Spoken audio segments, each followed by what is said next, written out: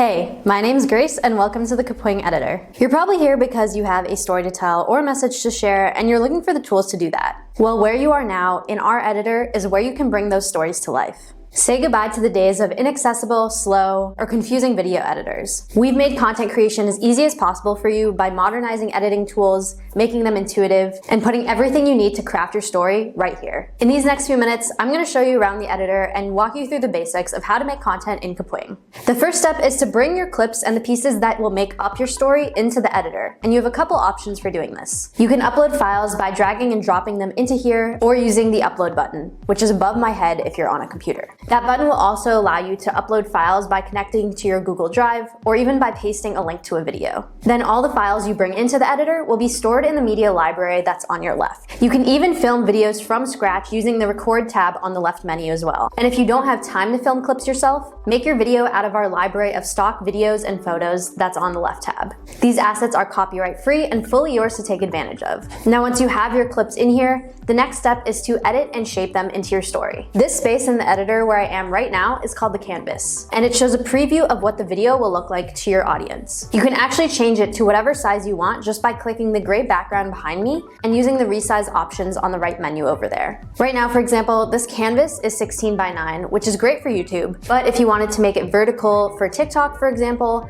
you can resize it to 9 by 16 instead. Now the area below me shows all the layers in your project and is called the timeline. The timeline moves from left to right, where left is the start of your video. And the playhead that you can move across the timeline shows a preview of that moment in the video on the canvas up here. You can make the timeline look bigger or smaller just by zooming in and out of it using the slider in this corner here. Now the timeline is where you can create the narrative of your video and adjust the timing of when things come onto the screen. You can bring clips together by dragging them side to side, trim them down by grabbing the ends of the clips and moving inwards, or cut parts out by dragging the playhead to the section you want and then using the split key to cut it in two.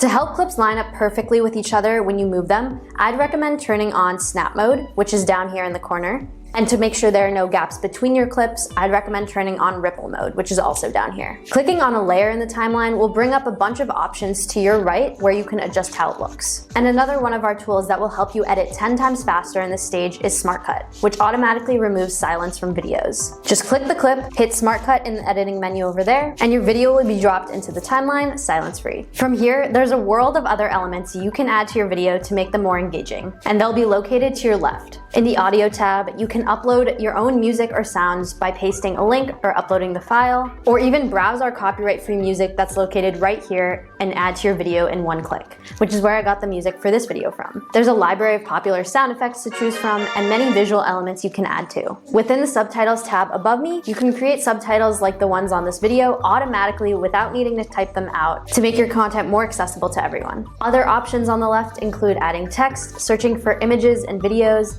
GIFs, GIF text, shapes, progress bars, and utilize our other smart editing tools as well, like chroma key and remove background from video. The editor is your oyster. After you're done editing, the final step is to export your project. Hit the green button in the corner to export your project as a video, or click the drop down next to it to choose a different file type, like GIF or audio. After the project is processed, you're free to download it to your device, or share it with other people just by sending them the link to the video. I'll leave it here for now and let you explore the editor on your own. If you have questions or want to learn more, check out our YouTube channel or resources section for more tutorials, or contact us directly. Now go have fun and keep on creating.